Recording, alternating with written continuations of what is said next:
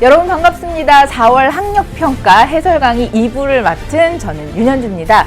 아무리 수업을 오래 하고 강의를 오래 하더라도요, 이렇게 카메라 앞에서 여러분을 만나게 될 때는 참 떨리게 되는데, 시험지를 마주하게 되는 여러분의 심정은 오죽할까라는 것, 시험 한참 열심히 임하고 있는 여러분을 보면서 그 느낌 고스란히 느껴졌는데요. 근데 여러분, 한 걸음 더 앞으로 나아가기 위해서 꼭 필요한 과정이 뭔 줄 아세요?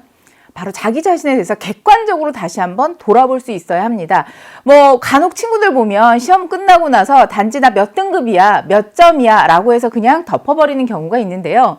명확하게 왜 맞았는지, 그리고 어떤 면에 있어서 내가 좀 부족하고 아니면 때론 장점이 있는지 되돌아보아야 그것을 발판으로 해서 그 다음의 도약을 꿈꿀 수가 있거든요. 자, 4월 시험에 있어서 쉬웠다, 어려웠다, 남들 이야기가 중요한 게 아니고요. 그것에 대해서 내가 느낀 거가 어땠고, 나는 어떤 장단점이 있었는지 바로 해설 강의를 통해서 그걸 만나면서 다음에 더 큰 시험을 준비했으면 좋겠습니다. 2부 강의에서는요, 18번부터 23번까지 6문제를 준비하고 있는데, 전체적으로 보니까 아주 까다롭게 여러분을 괴롭히는 것은 없는 것 같은데, 아무래도 아직까지 21번 유형 있죠. 한 문장에 밑줄 쳐놓고 이게 구체적으로 의미하는 바가 무엇이냐라는 것이 이제 작년 선배들의 모평부터 등장하기 시작했는데, 아직 이 유형이 조금 익숙하지 않은지 거기에 대한 오답률이 조금 높고요. 나머지는 무난했던 것 같은데 함께 짚어보도록 하겠습니다. 18번 목적. 가볍게 몸풀기 할 수 있었죠. 자, 실용문이 나오면서 첫 번째 보니까 to whom it may concern 이라고 하는, 요거는 아예 덩어리로 알아두셔도 좋을 것 같아요. 관계자분께 라는 의미가 되는 거니까, 자, 관계자분에게 어떤 목적을 가지고 쓴 글인가 봤더니 as a lifelong이라고 하면 평생 동안 스프링필드 resident라고 하니까 거주민, 평생 스프링필드에 산 거주민으로서 어떤 거주민이냐라고 했더니 who 이하에서 설명해 주고 있네요. two children이라고 해서 아이가 둘이 있더라. 어떤 아이? 또 뒤에서 꾸며주는 요런 초등학교에 다니는 두 아이를 가진 오랫동안 평생 스프링필드에 거주한 거주민으로서 I have spent a lot of time. 많은 시간을 보냈습니다. 라고 해서요. 어디? 스프링필드 파크군요. both A and B라고 하면 A, B 둘 다로인데요. 청소년으로 그리고 한 엄마로서 내가 스프링필드 파크에서 많은 시간을 보냈다. 그러면서 recognize 뭘까요? 인지했습니다. 알아챘습니다. 깨달았습니다. 뭐를요? 딱 여기에서 이제 목적에 해당한 중요한 이야기가 나오는 것 같아요. 필요성, 무슨 필요성? 업그레이드 해야 될 필요성을 내가 알아챘습니다. 업그레이드라고 하니까 뭔가 개선하는 거잖아요. 자, 그러면 어떤 개선일까 봤더니 would enhance 하면 강화하는 거예요. 즉, 거주민의 삶을 조금 더 좋게 만드는, 강화할 수 있는 그러한 개선의 필요성이 있는 것 같더라. 뭐에 관련돼서요? 내가 스프링필드 공원에서 시간 좀 많이 보냈는데 이제 좀 개선이 필요한 것 같더라 라고 해서 지금 현재 상황이 어떨까요? 현재 공원은 outdated. 이게 뭘까요? 낡은, 오래된. 낡은 BBQ facilities라고 하니까 BBQ, 바베큐 할 수 있는 낡은 시설. 그리고 테이블. as well as 하면요. 뒤에 뿐만 아니라 뭐뭐도 역시 그렇다. 그러니까 뒤에 보니까요. 조금 어려운 단어들이 있어요. patchy라고 하면 드문드문한 이런 의미고, uneven이라고 하면 고르지 않은. 잘 모르겠으면 일단 lone area는 알 것 같아요. 잔디구역. 잔디구역은 잔디구역인데 어떤 구역이냐라고 했더니 at most times, 주로는. 자, not much more than 이라고 뭘까요? 그대로 보면 than 이하보다 더 많지 않은 이라고 하니까 뭐뭐나 다름없는 정도 생각하면 될 것 같은데, 딱 봤을 때 mudpit이 진흙 웅덩이거든요. 그러니까 주로는 진흙 웅덩이나 다름없는 그런 드문드문하고 그 다음에 고르지 않은 그러한 잔디 구역뿐만 아니라 낡은 BBQ 시설이랑 테이블 이런 것들이 있더라. 거기에 대해서 뭐 하자고? 좀 개선했으면 좋겠다라는 건데요. 자, 좀 더 나가면 야구장하고 스펙테이터 에리아라면 관중석 정도 보면 되겠네요. 여기도 보면 완전히 worn out, 낡은 지금 굉장히 역시나 낡았습니다. 그러니까 한 번 더 나오네요. 리노베이션이 뭘까요? 개선하는 거죠. 그쵸? 그래서 리노베이션은 확실히 할 겁니다. 뭘 확실히 하냐 봤더니 아이들, 우리 공동체에 있는, 우리 지역에 있는 아이들이 안전한 장소를 갖는 걸 확실히 해줄 거다. 어떤 안전한 장소? 놀기에 안전하고, 그 다음에 engage in이라고 하면요, 참여하는 거예요. 스포츠에 참여하는 건데 어떤 스포츠냐라고 했을 때 여러분, occupy one's time이라고 하면 누구누구의 시간을 보내다, 어떤 시간을 쓰다, 이 정도로 생각해서 아이들이 시간을 보낼 수 있는 그런 스포츠에 참가하고 또 놀 수 있는 그런 안전한 공간, 이런 것들을 아이들이 갖는 거, 안전한 그런 장소를 아이들이 갖는 거, 이거 확실히 할 거니까 리노베이션 하는 거 필요합니다 라고 해서 여기도 한번 나오고 앞에도 보면요, the need for upgrades 있으니까 뒤에는요, 내가 요청합니다. 시간을 가지고 좀 진지하게 이 문제 다뤄주십시오. 뒤에는 금방 가도 되겠죠? 자, 누가 썼는지 나오고 선택지는 우리 발로 되어 있으니까 금방 갈 수 있을 것 같아요. 뭐가 있을까요? 그쵸? 뭔가 업그레이드하고 그 다음에 리노베이션 했으면 좋겠는데 뭐를? 파크, 공원을. 그래서 정답에 딱 보면 3번이 있습니다. 그래서 저는 첫 문제라서 여러분에게 좀 친절하게 설명을 드렸지만 굳이 이렇게 오래 가지 않더라도 두 가지 파트 있었어요. 그래서 renovation 그리고 the need for upgrades 정도 이해한다면 솔직히 말하면 여기에 나와 있는 낡은 시설에 대한 설명에 있어서 크게 문제가 되지 않아요. 따라서 여러분 이번 시험에 있어서 꼭 한 가지 배웠으면 하는 것을 모든 지문을 똑같은 강도로 그냥 똑같이 주어 동사 찾으면서 그럴 필요 없어요. 문제의 유형에 맞게 내가 필요한 정보를 조금 선택적으로 강약 조절하면서 읽어내는 거. 그러면서 시간 조절도 해야 하고 내가 부족한 부분이 있으면 조금 양보하면서도 정확하게 핵심을 찔러내는, 자, 그런 훈련을 할 수 있는 기회였으면 좋겠는데, 자, 두 번째에 있는 19번 문제에서도 여러분 그거 한번 해볼 수 있을 것 같아요. 19번에서는 티모시의 심경이 어떠냐인데, 자, 주인공이 나온 것 같고요. 어떤 심경이다. 심경, 마음의 상태가 어떤가. 가만히 있는데 어떤 마음의 상태가 일어나는 건 아니거든요. 심경을 물어볼 때는요, 분명히 어떤 사건이 등장하는 경우가 많습니다. 어떤 일이 일어났을 때 그 상황에서 어떤 마음이 생길 건가라는 약간의 마음의 준비를 가지고 보면 갑자기 just a few minutes after 이라고 하니까 뭐뭐 한 뒤에 몇 분이 안 지나서 뭐 한 다음에 doze off 하면요, 꾸벅꾸벅 졸다. 졸고 나서 몇 분이 안 지나서 something, 뭔가가 그를 깨웠습니다. 아, 뭐 졸고 있는데 뭔가가 자기를 깨웠구나. 뭘까요? 봤더니 something, 뭔가가 crow이라고 하면요, 기어가는 거예요. 어디에? 배에. 배 위를 걸어가더라. As he was lying there. 누워있어요. With nothing around his upper body. upper body니까 상체에다가 뭐 안 입은 상태로 이렇게 누워있는데 뭔가 배 위로 지나가는, 뭐 사랑스러운 아가가 이렇게 지나간다 그러면 또 이렇게 좋은 기분일 수도 있을 텐데 뭔가 약간 이상한 벌레 같으면 또 움찔할 수도 있을 테니까 존재가 뭘까? 정체가 뭘까 봤더니 스콜피온이 뭡니까? 전갈이잖아요. 전갈 두 마리가 어디서? 위에 있는 거기 바위에서 온 그 전갈 두 마리가 had fallen on his stomach. 배에 떨어진 거예요. 대충 신경이 느껴지시죠? 전갈이래요. 게다가 얘네 둘이 뭐 하고 있어요? battling. 싸우고 있어요. 서로 또 싸우고 있구나. 배 위에서 전갈 두 마리가 싸우고 있다. 티모시는요, not knowing what to do. 뭘 어떻게 해야 될지 모르는 상태로 stayed very still 이라고 하니까 very still, 어떻게 움직이지 않고 가만히 있었어요. 그냥 보는 거예요. 보면서 싸우는 걸 보면서. 그렇지, 함부로 움직였다 또 위험하거나 다칠 수도 있을 테니까.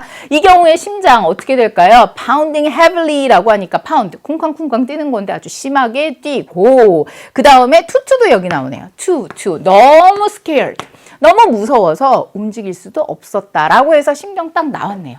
바로 선택지로 가도 큰 문제는 없을 것 같습니다.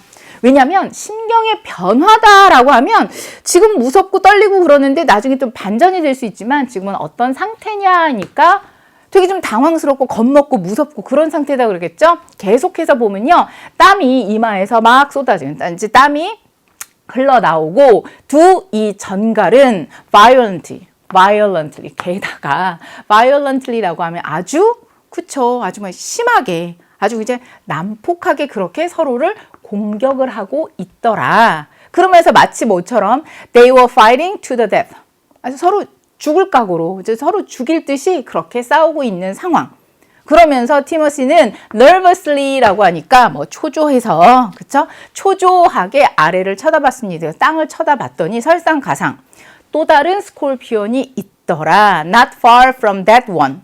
was another one 이라고 하니까요. 그리고 또 거기에서 멀지 않은 거에 또 있고 뭐 전갈이 있고, 그러니까 뭔가 주변에 전갈이 되게 많이 있는 그런 상황인가 보다 정도 생각하면 되고요. 자, 이번에도 마지막에 어떻습니까? 계속해서 땀이 이번엔 more heavily라고 하니까 땀이 더 심하게 나기 시작했다라고 했으니까 어떤 신경인지 바로 가보도록 하겠습니다. touched라고 하면요, 내 마음이 이렇게 터치드 된 거라고 생각하세요. 감동을 받은, 누가 내 마음을 이렇게 어루만져 줬다라고 하면 감동받고 감사하는.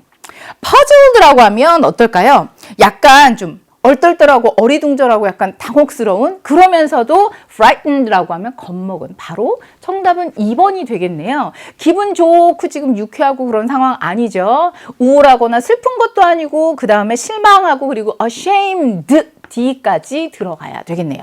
ashamed라고 하면 뭐가 될까요? 뭐 부끄러운 이렇게 되니까 여기에선 정답은 2번이고, 자, 심경이다. 배 위에서 전갈 2마리가 싸우고 있다. 이러면 게임은 끝난 거예요. 그래서 18번, 19번에 있어서는 핵심 키워드 몇 가지, 그리고 심경에 있어서는 지금 어떤 사건이 일어났는지 정도만 파악하더라도 간단하게 1분 미만에서 해결할 수 있으면서 기분 좋게 출발하지 않았을까 싶은데, 이제 본격적인 독해의 싸움은 바로 20번부터 시작하지 않을까 싶은 생각이 듭니다. 20번에서는요, 주장이 등장하고 있네요.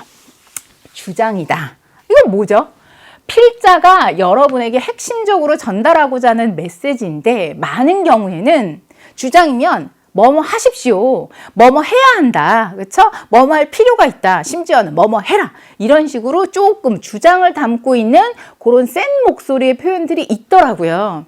읽으면서 그 즈음이 나왔을 때 거의 선택지가 한글이거든요. 한글 선택지가 되어 있으니까 여기서 뭔가 좀 중요한 목소리가 나오는 것 같은데 라고 해서 선택지를 보면 매칭이 되는 거 있을 거예요. 그럼 그 뒷부분에서는 좀 가볍게 읽더라도 정답을 가는 데는 큰 문제가 없을 테니까. 자, 초반에 가보겠습니다. Interactions with people 이라고 하니까 사람과의 interactions가 뭐가 될까요? 상호작용. 사람들하고 상호작용하는 것은 are the major source, 중요한 원천이 되더라 인데 emotional stress다 라고 하니까 뭘까요? 정서적인 어떤 스트레스의 원천이 되더라, 원인이 되더라. 그쵸? 사람들하고 이렇게 막 상호작용 하다 보면, 친구들끼리도 이렇게 주고받고 이러다 보면 스트레스 생기는 상황들이 되게 많으니까. 하지만 it doesn't have to be that way. 그럴 방식으로, 그럴 필요는 없습니다. 그런 방식이 될 필요는 없습니다. 라고 했는데, 그런 방식, 그게 뭘까요?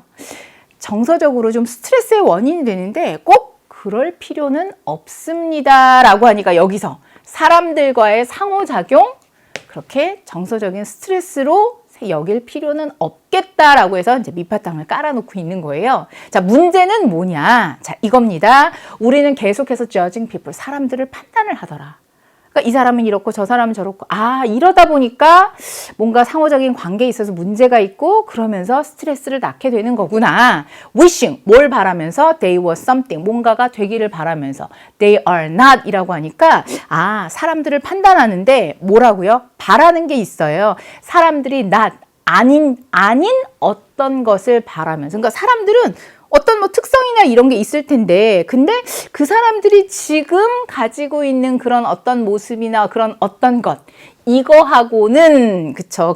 여기에서는 그 사람들이 지금 가지고 있지 않은, 그 사람들의 원래 모습이 아닌 어떤 것이기를 바라면서 계속 판단을 하는. 그러니까 실제 모습은 이건데, 그게 아닌 다른 모습의 뭔가를 바라면서 자꾸 사람들을 판단하는 경향이 있더라. 그러면서 그들을 바꾸고자 하는 우리의 성향이 있고, 그리고 우리는 원하더라 그들이 think, 생각하고 행동하기를 어떤 특별한 방식으로 생각하기를. 그러니까 사람들과의 상호관계할 때 있는 그대로를 봐주는 게 아니라 저런 모습이었으면, 저렇게 행동했으면, 이런 식으로 바라는 게 있으니까 관계에 있어서 스트레스를 갖게 되는 거구나. 자, certain way라고 했는데요. 대개의 경우에 the way we think and act. 그렇지.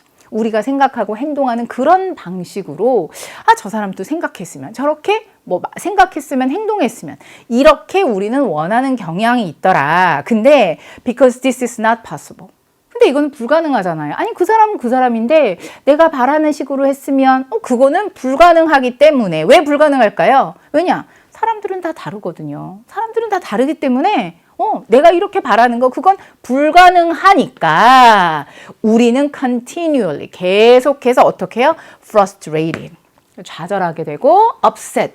화가 나게 되는. 그러다 보니까 어떻게 된다? 아, 대인 관계가 결국에는 정서적인 스트레스를 주게 되는 거구나. 그러면 여기서 우리가 좀 고쳐야 할 게 있네요. 내가 바라는 식으로 그 사람이 됐으면 혹은 행동하고 생각했으면 이라고 바람을 가지고서 사람들과 대인관계를 하니까 그러니까 어떻게 되느냐? 좌절하게 되고 사람들 관계에 있어서 자꾸 스트레스를 받게 되더라. Instead 그러면 그 대신에 어떻게 할까요? 명령문이 나오잖아요. 그 대신에 C, 보아라. 그쵸? 근데 여기서 보면 C, A, as B가 나오니까 A를 B라고 여겨라 라고 해서 여기서부터 주장이 나오는 거예요. 그러니까 다른 사람을 자꾸 내가 원하는 데에 바라게 맞추려고 하지 말고 다른 사람을 뭐라고 여겨라? phenomenon. 현상으로 여겨라 라고 했는데요. 요 단어 알아두세요. neutral이라고 하면 중립적인. 근데 as가 있으니까 뭐뭐만큼이나 중립적인 그런 현상으로 여기십시오 라고 해서요. 처음에 나와 있는 as는요. C, A, as, B. A를 B로 여겨라 인데요. as, 뭐뭐만큼이나 뭐뭐한. 그러면 comet라고 하면 해성. 그 다음에 plant 하면 식물. 그러니까 해성이나 식물과처럼 어떤 식물과 같은 그러한 뉴트럴, 중립적인 그러한 현상으로 다른 사람을 봐라. 자꾸 내 기준, 내 입장에 맞추려고 하지 말고 그러니까 중립적으로 다른 사람들을 바라보는 거. 이게 필요하겠다라는 이야기하고 있습니다. 다른 사람들은 그냥 단순히 존재하는 거고 그 사람들은 옵니다 in all varieties라고 하니까 아주 다양하게 우리에게 다가오더라. 그러면서 making life, 만들다 삶을 rich하고 interesting하게. 그러니까 사람들은요 아주 다양성을 가지고 이렇게 다가오는데 그러다 보니까 다양한 사람들을 만나다 보니까 삶이 풍성해지고 또 즐겁도록 만들어주지 않더냐. 그러니까 자꾸 내 기준에 맞추려고 하지 말고 그냥 중립적으로 있는 그대로 한번 봐두면 오히려 그게 내 삶에 도움이 되더라. 그러면서 또 work, 명령문이 나오잖아요. work with, 일하십시오. what they give you. 그들이 여러분에게 주는 거 그걸 가지고 뭔가 work, 일을 해 나가라. instead of, 뭐 대신에 거절하고 또 trying to changing them. 그들을 바꾸려고 애쓰는 거. 그러니까 그들을 거부하거나 막 바꾸려고 그러지 말고 그들이 주는 거 그거 가지고 일을 하고 있는 그대로 좀 중립적으로 받아들여라. 그러면서 또 make, 명령문이 나오니까요. 여기에서 주장하는 바가 쭉 나오고 있네요. 내 관점에서 보지 말고 그냥 있는 그대로, 존재하는 그대로. 그러면 삶이 더 편안해질 거다라고 해서요. 여기도 make understanding people a fun game이라고 하니까 만들다. 자, 무엇을요? 사람들 이해하는 것을 무엇으로? 재밌는 게임. 즉 다시 말하면 퍼즐을 해결하는 것 이런 식으로 만들어라 라고 하니까 사람이 이해하는 거를 좀 재밌는 퍼즐 맞추는 게임 이런 걸로 한번 활용을 하면 어떻겠느냐. 그러면서 it is all part of the human comedy. 인간의 희극의 이 모든 것들이 인간 희극의 어떤 한 부분이더라 라고 해서 다양한 모습 갖고 있는 거. 그러니까 사람들의 모습 이해하는 걸 한 게임처럼 재미있게 즐기면 그러면 좋지 않겠느냐. 물론 맞다. 사람들은 irrational이라고 하면 합리적이지 않은 irrational. 사람들은 비이성적인 합리적이지 않은데 but so are you. so 동사 주어 하면 뭐예요? 주어도 역시 그렇다. 여러분도요. 비합리적이에요. 사람은 누구나 합리적이지 않은 여러분도 그렇지 않으냐. 그래서 make your acceptance of human nature as radical as possible.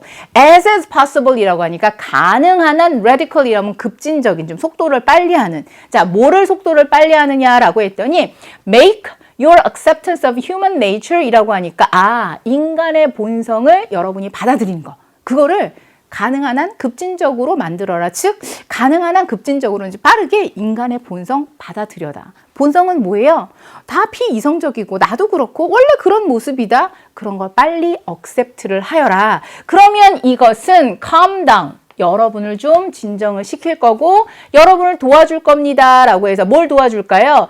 Observe people more dispassionately. dispassionately 라고 하면 조금 어려운 단어일 수 있는데요. 어떤 의미일까요? 뭔가 감정에 치우치지 않게 이 정도로 생각하시면 될 것 같아요. 그러면 이런 식으로 사람들의 어떤 본성을 빨리 받아들이게 되면 진정할 수 있고 그러면서 사람들을 관찰하는 건데 좀 더 어떻게 해요? 뭐 어떤 감정에 치우치지 않고 뭔가 좀 객관적으로 이렇게 뉴트럴, 중립적으로 바라볼 수 있게 되고 그러다 보면 그들을 어떻게 더 깊은 수준에서 이해하게 될 것이다 라는 이야기하고 있습니다. 자, 후반부쯤에 보니까요. 어디서부터 instead부터 쭉 나오잖아요. 결국엔 뭡니까? 뭐 중립적으로 봐라. 그쵸? 그 다음에 사람들은 다양성 있는 거 그런 것들을 어떻게 하여라 좀 accept하고 그 다음에 사람들 이해하는 걸 좀 재미있게 즐거운 마음으로 보면 너에게도 훨씬 더 좋겠다라는 이야기하고 있잖아요. 우리말 선택지로 가보겠습니다. 대인관계에서 타인을 바꾸려 하기보다는 있는 그대로 받아들여라 라고 하니까요. 있는 그대로 받아들여라 1번에서 바로 등장하고 있네요. 뉴트럴한 현상으로 봐라. 그리고 마지막에 조금 어려운 단어이긴 했지만요. dispassionately라고 하니까 어떻게 해요? 그렇죠. 뭔가 좀 여기 있어서는 감정에 치우치지 않은 그런 상태를 이렇게 좀 바라보게 되고 그러다 보면 더 깊이 이해할 거다. 1번에 해당하는 내용이요. 여러 차례 명령문에서 나오고 있으니까 그 중에 한두 문장만 캐치하셔서라도 크게 어렵지 않게 정리하실 수 있을 것 같습니다. 보시면요. 감정 피로 줄이기 위해서 활동적인 취미 얘기 없었고요. 그 다음에 일관성 있는 판단 기준도 없었고 인내심 얘기도 없었어요. 타인의 말 경청 필요 없죠? 그래서 키워드만 살짝 보면서 1번이 정확하게 나타내고 있는 주장하는 바이구나. 그리고 아니나 다를까 주장하는 목소리는 should나 have to나 must나 이런 표현이 등장하거나 이 지문에서처럼 계속해서 뭘로 이야기하고 있습니까? 명령문의 형태로 계속해서 여러분에게 전달하고 있으니까 주장을 파악하는 지문에는 뭔가 주장이 담뿍 담겨있는 문장이나 표현들이 등장하는 경우가 굉장히 많구나라는 것을 한 번 더 정리해 두시면 다음번 문제 풀 때도요. 어떤 상황인지 대충 배경 이해한 다음에 뭐뭐 하세요. 뭐뭐 이렇게 하는 게 필요합니다. 라는 게 나왔을 때 한글 선택지하고 빨리 매칭을 시킬 수 있겠구나. 이게요. 초반에서부터 시간과 강약 조절이 되어야 합니다. 결국에 최근 들어서 수능, 영어, 독해 영역은요. 어법, 빈칸, 그리고 순서라든가 쓰기 파트 있잖아요. 문장 넣는 거. 그리고 장문 독해 문제. 요런 데서 등급이 나뉘게 되는 조금 고난도 문제들이 있기 때문에 다른 조금 여러분들이 여유 있게 문제를 좀 도전할 수 있겠다라는 유형에 있어서는 약간의 강력 조절과 시간 조절하는 훈련이 필요하더라고요. 여기까지 자 여러분 기분 좋게 시작하셨으면 이제 3페이지로 가겠습니다. 3페이지 가서 21번이 EBS에 올라와 있는 자료에 보니까 굉장히 오답률이 높은 문제더라고요.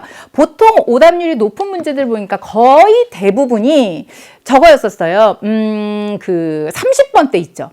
30번대에서 빈칸 문제라든가 순서, 문장 넣기 이런 것들이 많았었는데 20번대가 거의 유일무이하게 이 친구가 들어가 있어요. 이상하다. 20번대면 주제, 제목 이럴 건데 21번이 뭐지? 라고 했더니 맞아요. 아직까지는 여러분 신유형으로 많이 연습을 못 해본 어떤 문제냐 봤더니 밑줄 친 everyone is no one. Everyone is no one. 직역하면 뭐죠?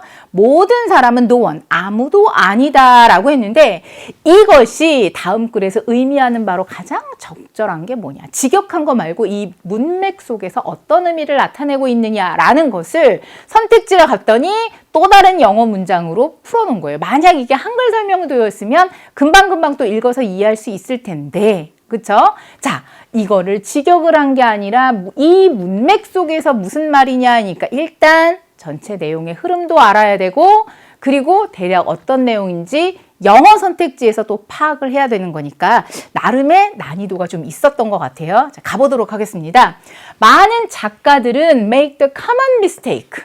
공통적인 실수를 합니다. 실수의 내용이 뭘까? of e에서 나오더라고요. 어떤 실수냐라고 했더니 being too vague. 아셔야 합니다. vague 하면 모호한, 애매모호한. 근데 too, 아주 많이 애매모호해지더라 해요. when, 뭐 할 때? picturing a reader이라고 하니까 reader, 독자에 대해서 picture, 그림을 그릴 때, 독자에 대해서 떠올릴 때 너무 좀 모호해지는 그런 실수를 하더라.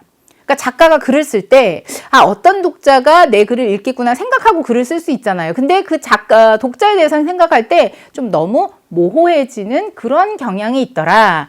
When it comes to, 수거로 알아두세요. 유명한 이유가 얘가 to가 전치사 to거든요. 그래서 혹 뒤에 동사가 나오게 되면 이렇게 ing 쓰는 게 가끔 어법에 밑줄 치는 거에 등장을 할 때도 있으니까 의미도 알아두고 아예 외울 때도요. When it comes to ing까지 넣어서 외우면 전치사라서 혹시 뒤에 동사가 오면 ing를 넣는구나 하는 것까지 파악할 수 있을 것 같습니다.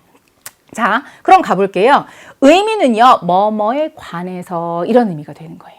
뭐뭐에 관해서. 그럼 뭐에 관해서? Identifying a target audience라고 하니까 자, target이라고 하면 목표고 audience라고 하면 청중일 텐데 작가에 있어서의 청중이다라고 하면 독자라고 보면 되겠네요. 그러면 목표가 되는 독자들, 독자 아니면 대상으로 삼는 독자라고 생각하면 되겠네요. 자, 그러면 대상으로 삼는 독자들 요거를 이제 확인하는 데 있어서 everyone, 모든 사람은 어느 누구도 아니다. 이게 무슨 말이지? 저는 살짝 좀 전에 읽었던 거나 기본 상식에 이런 걸 도전을 하니까 조금 약간 감이 오긴 하더라고요. 근데 여러분은 진지하게 끝까지 푸셔야 되니까 그럼 일단 여기에서 여러분이 생각할 수 있는 건 뭐냐? 작가구나. 작가들이 자신들의 어떤 독자에 대해서 얘기할 때 생각할 때 좀 모호한 경우들이 있더라. 그래서 어떤 목표가 되는 그러한 독자층에 대해서 뭔가 확인을 할 때, 그거에 대해서 생각할 때 everyone, 모든 사람들, 그건 어느 누구도 아니다. 구체적인 의미가 뭘까? 가보겠습니다. 여러분은 아마 걱정할 거예요. exclude라고 하면 제외하는 거거든요. 다른 사람을 제외하는 것에 대해서 좀 걱정을 할 겁니다. if 이런 경우에. 자, 여러분이 쓰는 건데요. specifically라고 하니까 특별히 어떤 한 개인을 위해서 글을 쓸 때, 누군가 한 사람을 위해서 글을 쓴다면 그러면 그럼 다른 사람들을 내가 다 배제하는 게 아닌가? 거기에 대해서 걱정할 수 있겠지만 relax 하십시오. 걱정하지 마세요. 안심하세요. That doesn't necessarily happen. 반드시 그런 일이 일어날 필요는 없습니다. 라고 해서 굳이 그렇지는 않으니까 그 걱정은 안 해도 될 거다. 그럼 무슨 걱정한다고? 뭔가 이렇게 특별하게 어떤 딱 한 개인 아니면 어떤 독자층 용어를 딱 정해놓고 내가 글을 쓰면 딴 사람들 내가 이렇게 무시하고 배제하고 그거 아닐까? 아니. 걱정하지 마세요. 그럴 걱정은 할 필요는 없습니다. 어떤 얘기인지 뒤에 나와요.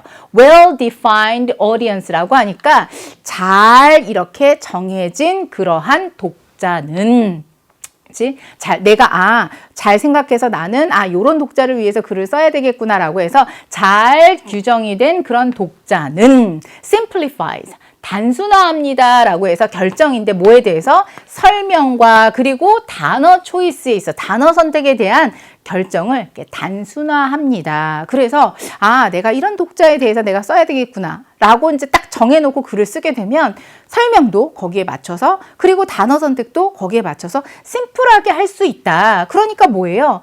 어떤 딱 그 독자층을 겨냥해서 글을 쓴다. 그럼 다른 사람을 배려하니까 이거 문제가 되지 않느냐? 아니요. 오히려 뭔가 표현이나 설명 이런 것들을 단순화할 수 있으니까 과히 나쁜 것만은 아닌 것 같아요. 그러다 보니까 여러분의 스타일은 여러분 패션에 있어서 스타일 얘기하면 맞아요. 여러분이 옷 입는 스타일 이렇게 생각할 텐데 지금 글 쓰는 거에 있어서의 스타일이니까 뭐가 될까요? 바로 문체가 되는 거예요.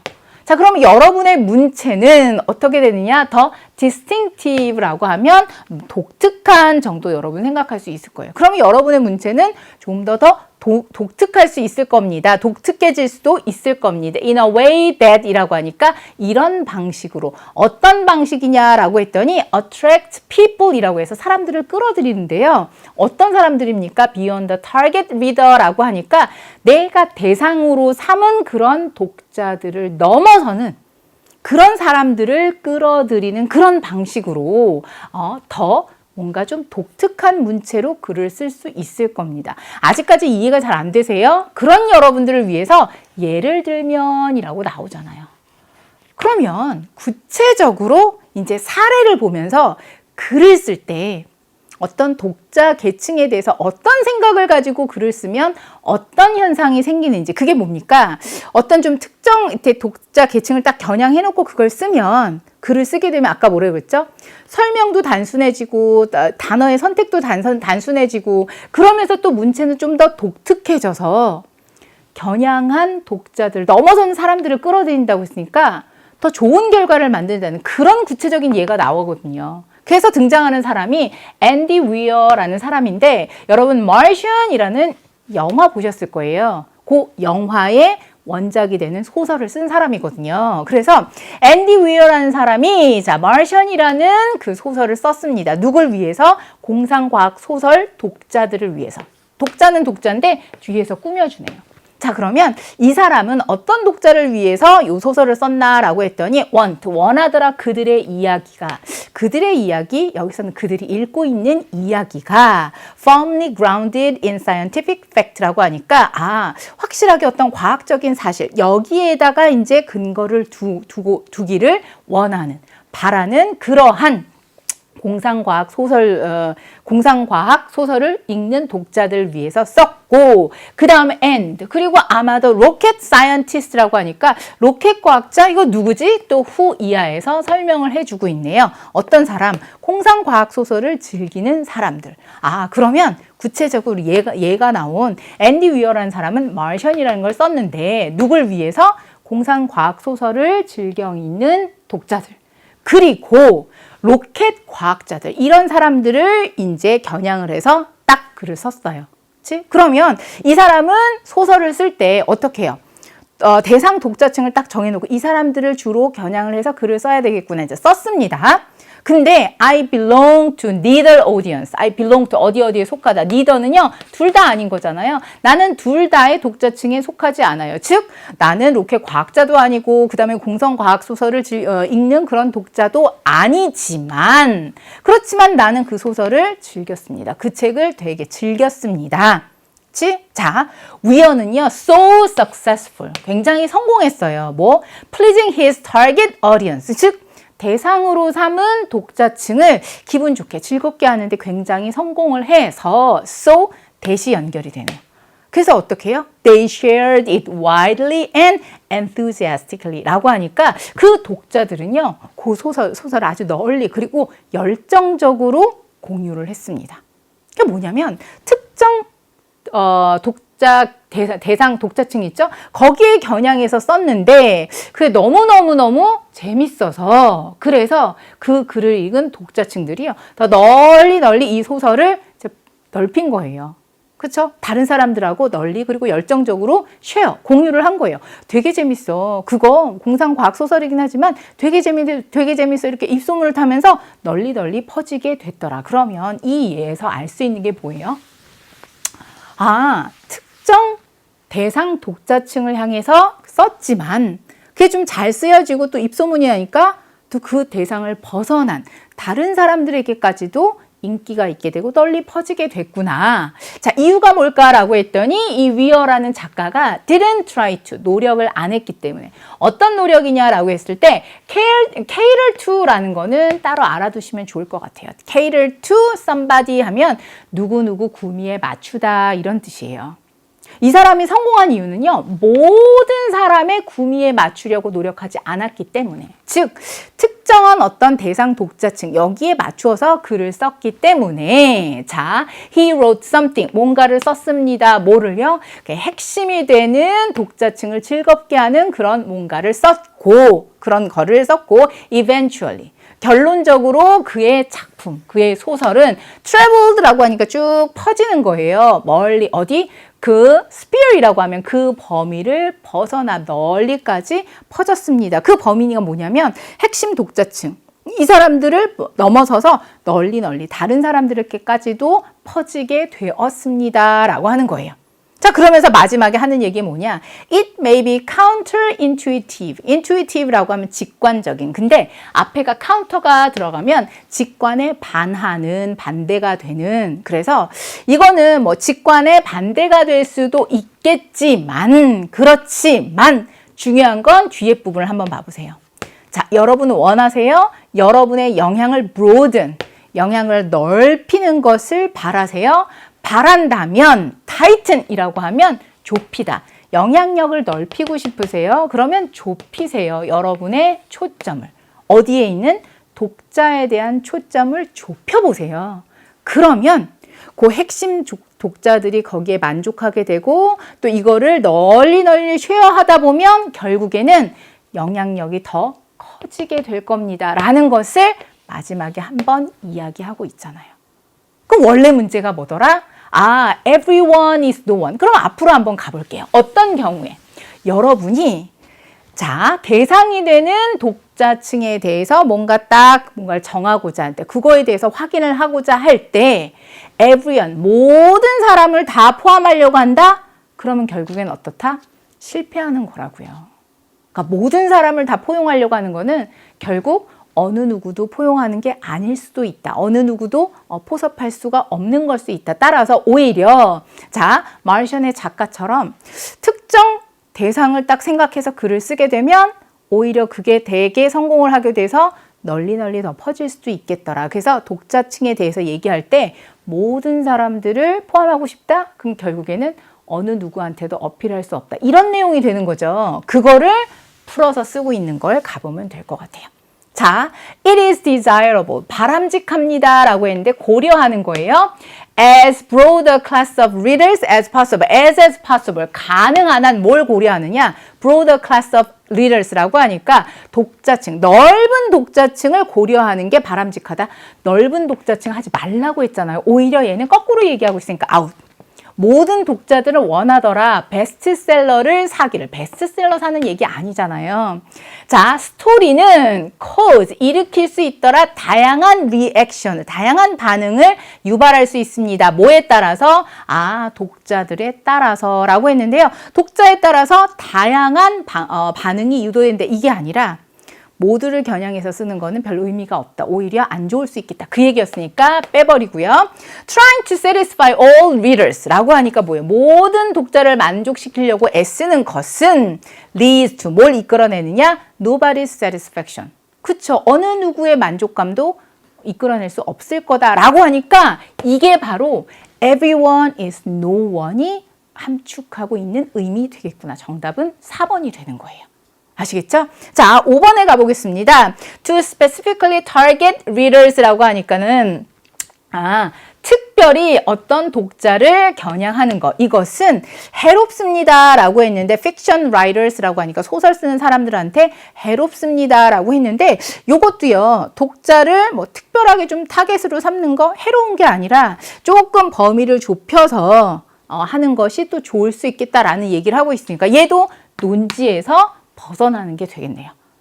조금 이것들을 읽어내는 게 번거로울 수 있지만요. 아무리 똑똑한 선생님들도 이거 안 읽고서 답을 알 수는 없어요. 그렇죠? 그러나 주어진 맥락에서 보니까 독자에 대해서 생각할 때 모든 독자 그거는 어떤 독자도 만족시킬 수 없다라는 게 뒤에 예에서도 등장하고 있으니까 어떤 친구들은 굳이 예까지 가지 않더라도 그 앞에서 예 앞부분에 있어서 대략 맥락 파악할 수도 있었을 거고 선생님 아직 저는 조금 잘 모르겠는데요 라고 하면 마션 작가의 예에 있어서 그리고 맨 마지막에 한번 봐보세요.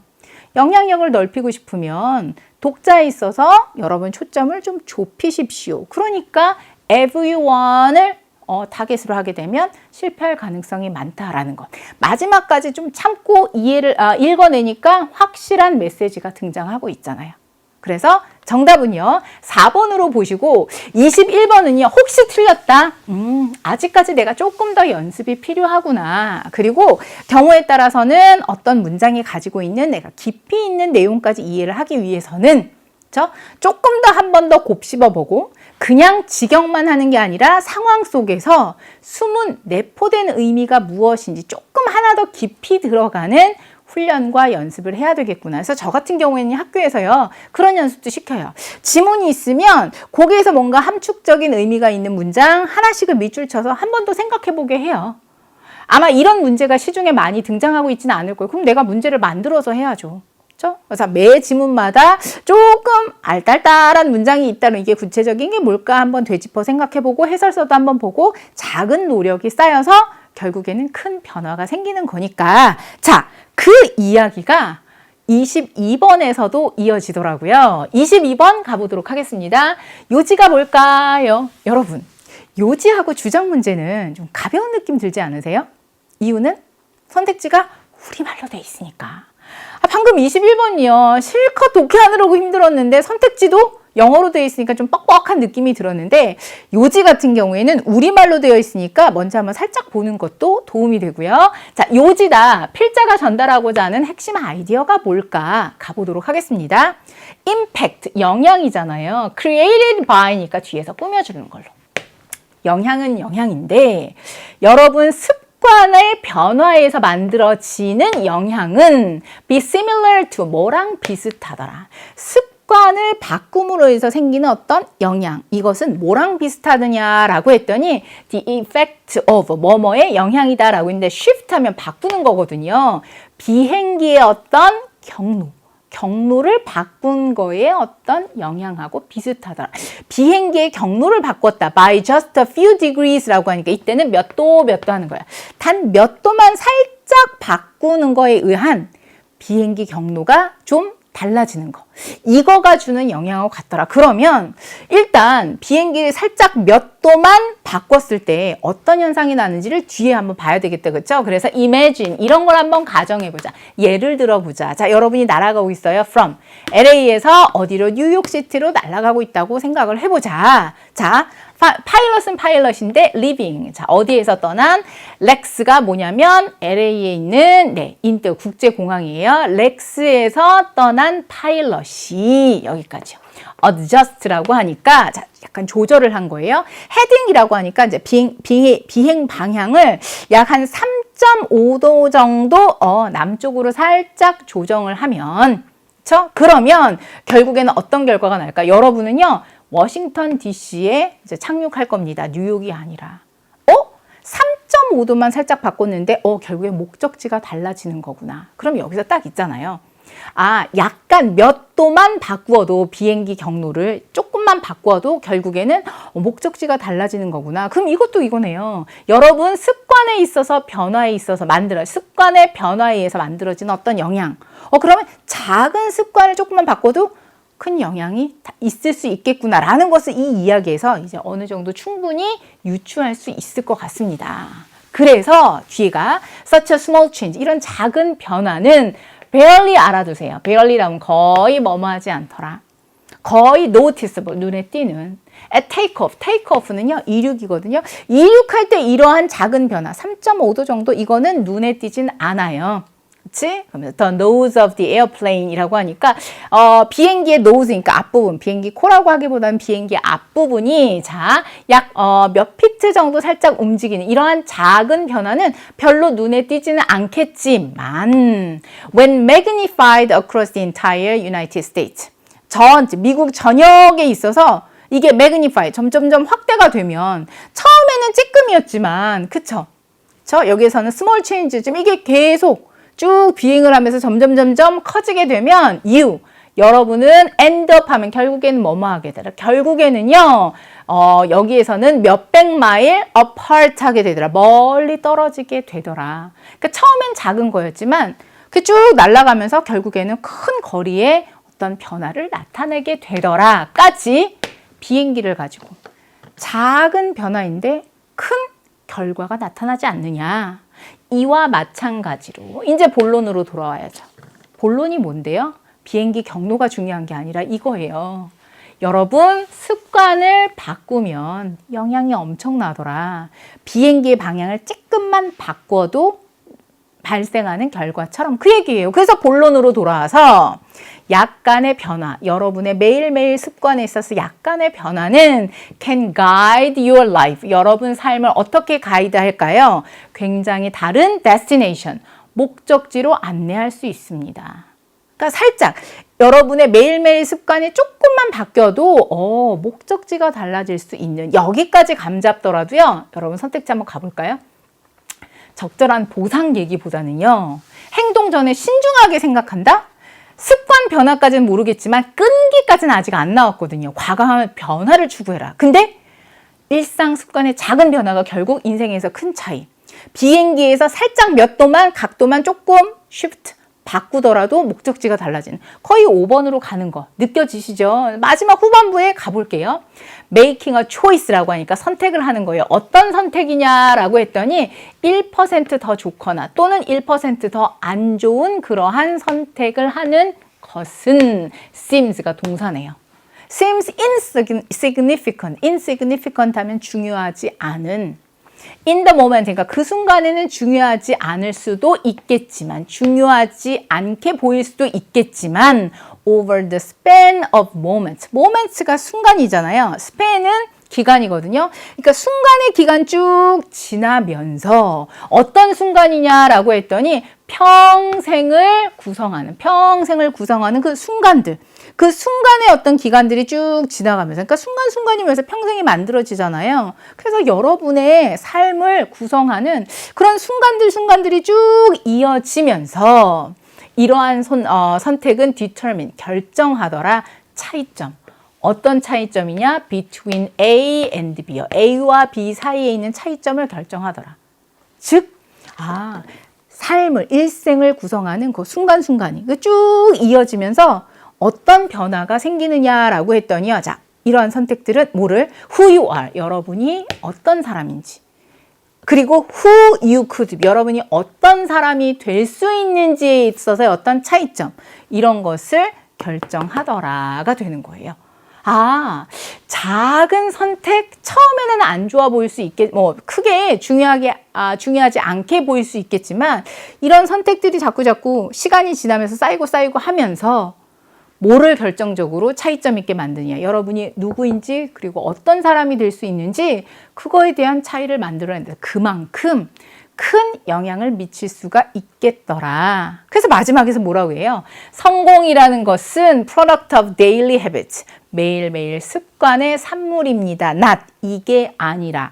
여러분, once in a lifetime 이라고 하면 일생에 한 번 있는 이런 거예요. once in a lifetime. 일생에 한 번에 있는 transformation이라고 하면 뭔가 변화하는 거거든요. 그래서 일생 단 한 번의 변화, 그게 아니라 성공이라는 것은 매일 습관들이 이렇게 쌓이고 그러면서 그거에서 만들어지는 것이 성공입니다가 되는 거예요. 그러니까 결국 작은 어떤 선택, 작은 선택들, 이런 것들이 쭉 쌓이면서 결국에는 큰 변화를 만들어내더라는 게 이 뒷부분에서 보인다, 그쵸? 그래서 선택지에 가봤더니 누가 나옵니까? 정답은 결국엔 5번. 일상 습관의 작은 변화가 결국 인생에서 큰 차이를 만들어낸다 인데요. 저 같은 경우에는 앞에 첫 번째 문장에서 딱 보이더라고요. 얘랑 비슷하더라 라고 해서 비행기 방향 살짝 틀었을 때도 큰 변화의 결과가 나오는 거. 그게 여러분 습관의 변화에서도 이런 비슷한 효과를 누릴 수 있다라고 했으니까 일단 감을 가지고 뒤에 쭉쭉 이어가니까 정답까지 쫓아가게 되는데 크게 어렵지는 않았을 것 같아요. 그리고 무엇보다 감사한 것은 밑에 선택지가 우리말로 되어 있으니까. 됐습니까? 자, 여기까지 보면 21번 빼고 나서는 조금 무난하게 올 수 있었던 것 같아요. 자, 그러면 해설 강의 2부에 있어서 마지막 23번 주제 살펴보도록 하겠습니다. 원래로 돌아가서요. 여러분 주제가 뭐예요? 주제란 무엇에 대해서 쓰고 있느냐, 그쵸? 이 글은 무엇에 관한 글이냐 하는 건데요, 그쵸? 여기에서는 큰 경우에 주제다라고 하면 처음에 어떤 소재를 가지고 어떻게 이야기를 퍼뜨려 나가느냐, 초반에서 뭔가 이렇게 그림을 그리는 거 되게 중요하거든요. 첫 번째 문장 한번 봐보세요. 훌륭한 건축, architecture, 그리고 훌륭한 engineering이라고 하면 공학이에요.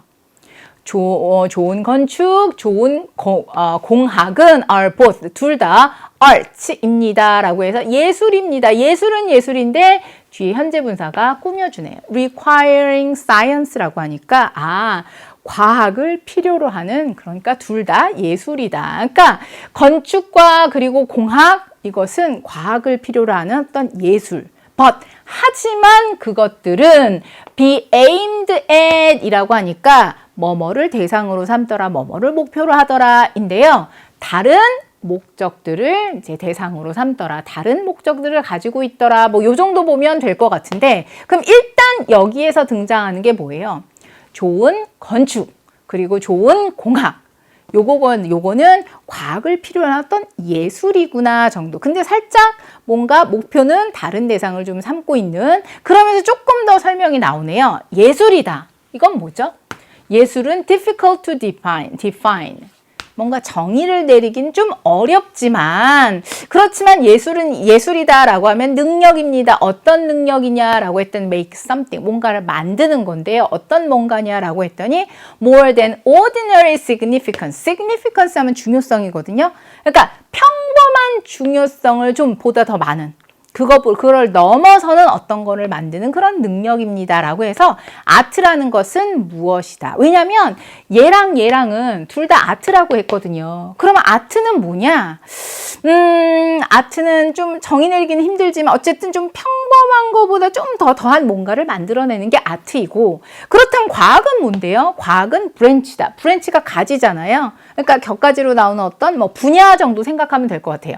지식의 분야인데 어떤 지식의 분야냐라고 했더니 체계적이고 테스터블, 검증 가능하고 그리고 객관적인 그러한 지식의 분야다라고 해서 지식은 what we know, 우리가 알고 있는, 과학이라는 것은 우리가 알고 있는 거다라고 해서, 자, 그럼 여기서 네 가지가 나오는데요. 건축 그리고 공학.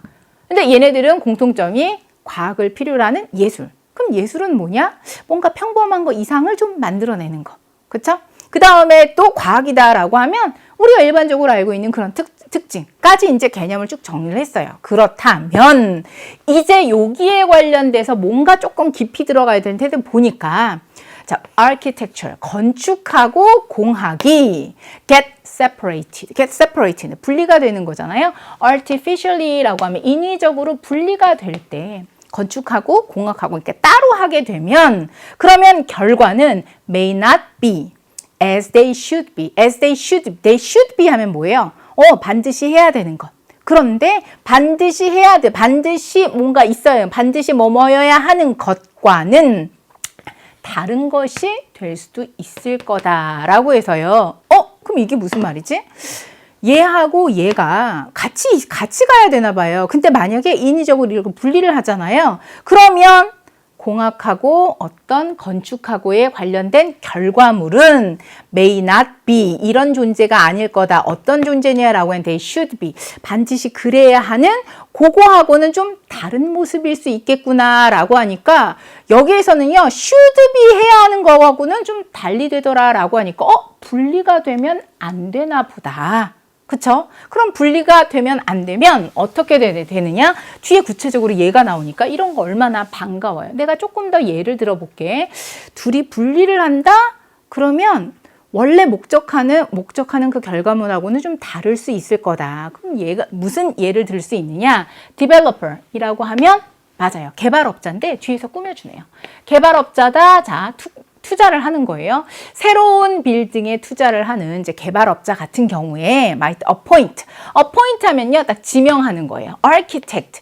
여러분 architecture이라고 하면 건축인데요. architect라고 하면 요거는 건축가예요. 건축가를 딱 하나 지명을 하는 거예요. 왜요?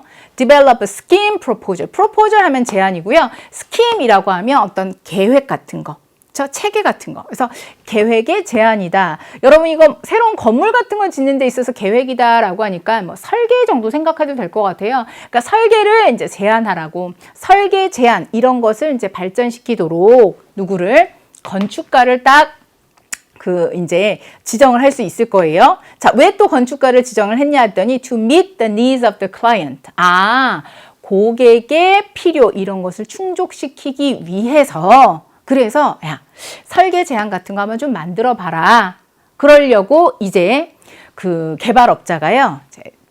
건축가를 이제 딱 지명을 하는 거예요. 지명을 할 수 있는데 if that is done without 만약에 그 일이 이루어지는 거예요. without 뭐 없이 involvement 하면 관여 함께 하는 거예요. 뭐 적절히 자격을 갖춘 엔지니어 공학자가 관련되지 않고서 그것이 이루어진다면 뭘까요?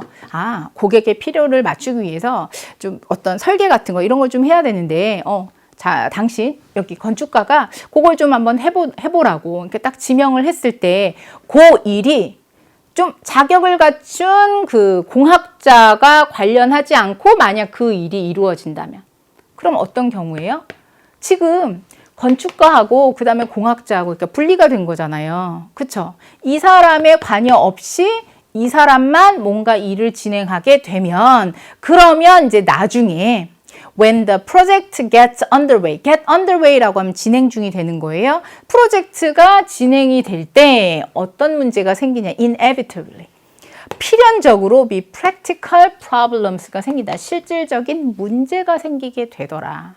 그러니까 건축을 하는데 공학자는 빼놓고 자, 건축가 요 사람만 관여를 시켜서 일을 진행시키면 결국에는 문제가 생기더라. 그래서 최악의 빌딩 프로젝트의 경우에 architect 누구? 건축하는 스페시파이어는 보여주는 거예요. 자, 여기에서는 구조적인 형태를 보여주는데 어떤 구조적인 형태냐라고 했더니 아마도 be unbuildable 지을 수 없거나 혹은 unnecessary 불필요하게 굉장히 짓기에는 좀 비싼 그쵸?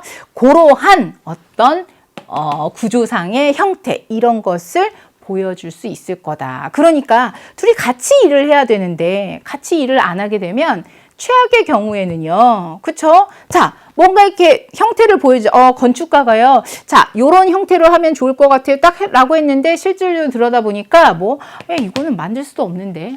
이건 괜히 쓸데없이 돈만 많이 들일 것 같은데 이러한 구조적인 형태 이런 것을 이제 제시하게 되는 왜 이런 일이 생기는 거예요? 같이 하지 않고 그쵸? 아키텍트 혼자서 하는 거니까 it follows that 이라고 하니까요. 또 that 이하의 어떤 결과들도 나올 수 있어요. 어떤 결과? The best building project라고 하니까 최고의 어떤 빌딩 어떤 프로젝트에 있어서 architect 그러면 건축가하고 엔지니어가 work together 같이 일을 하는 거예요. Right from the start라고 하니까 처음부터 같이 하는 거. 그게 바로 최고의 빌딩 프로젝트가 되는 거예요.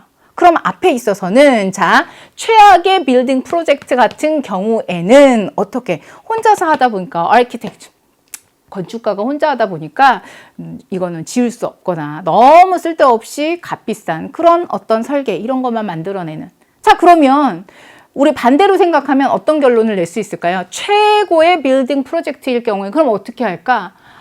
같이 하는 게 좋겠구나. 그래서 아예 처음부터 right from the start 바로 처음부터 건축가하고 그 다음에 공학자가 같이 일을 하는 거예요. 그러면 좋은 구조적인 어떤 디자인 이게 나올 거고 이 좋은 디자인은 provide huge amount of savings라고 하니까 huge amount of savings가 뭘까요? 어마어마하게 그렇죠. 절약할 수 있는 거 줄일 수가 있겠죠. 뭐에 있어서? 건축 비용 같은 거 있어서 엄청난 절감 같은 것을 만들어낼 수 있을 거다. 그러면 결론은 하나네요. 뭐 하는 게 좋겠다? 아니 최고의 프로젝트를 만들어야지. 그럼 어떻게? 같이 협업하는 게 되게 중요하겠구나. 그러면 여기에서 for example에서 하는 얘기가 뭐예요? 건축가하고 그 다음에 공학자는 같이 일하는 게 그게 제일로 좋겠구나라는 게 여기에서도 예화로 나오는 거잖아요. 그러면 이 글에 있어서 주제는 뭐예요? 뭐 사이언스도 나오고 아트도 나오고 그랬지만 결국에는 뭔가 빌딩 프로젝트 이런 거 할 때 중요한 건 아키텍트하고 엔지니어하고 같이 하는 게 필요하겠구나. 그래서 1번에 딱 보니까 necessity, 필요성입니다 라고 했는데 컨비네이션이 조합이잖아요. 건축과 그 다음에 공학의 조합. 이게 필요하다. 바로 1번에서 답이 나오고요. 여기에서 보면 공학의 역할이다 라고 했는데 건축 역사를 이해하는 건축 역사가 여기서 왜 나와요? 자, superiority라고 하면 우월성이에요. 아트가 우월하더라. 이때 to는요, 보다. 과학보다 예술이 더 우월하더라 라는 거예요. 어디? 여기는 뭐 건축 공학에 있어서 누가 더 우월하다는 게 아니라 컨비네이션이 중요하다라고 했으니까 3번도 아니고요. 자, 여기는 갈등입니다 라고 하는데 무엇을? 공학을 적용을 하는 거예요. 어디? 건축 디자인에다 공학을 적용할 때 갈등이 있더라. 그게 아니라 함께하는 게 좋겠구나라는 이야기였고요. 자, 누구 관계라고요? 캐피털은 자본이에요. 그래서 자본과 예술에 있어서의 어떤 관계다.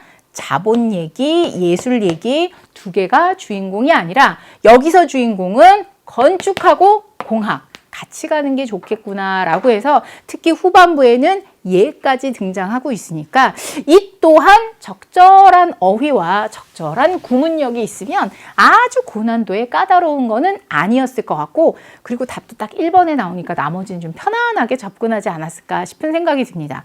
결론적으로 얘기하면요. 지금까지 함께 봤었던 오늘 2부에 있어서 6개 문제 중에서는 21번이 조금 앞으로의 많은 노력을 요한다라고 한다면 나머지 문제는요. 혹시 내가 이거 실수했어. 요게 조금 아쉬운데 얼마든지 수정 보완할 수 있는 난이도일 테니까요. 기준을 두고 내가 다음 시험에서는 이 정도는 조금 더 가볍게 해결할 수 있도록 실력을 쌓아야겠다라고 생각해 주시면 되겠습니다. 자, 그러면 3부는요. 우리 또 함께 하시는 정승익 선생님 모시도록 하고요. 저는 4부에서 다시 인사드리겠습니다. 수고하셨습니다.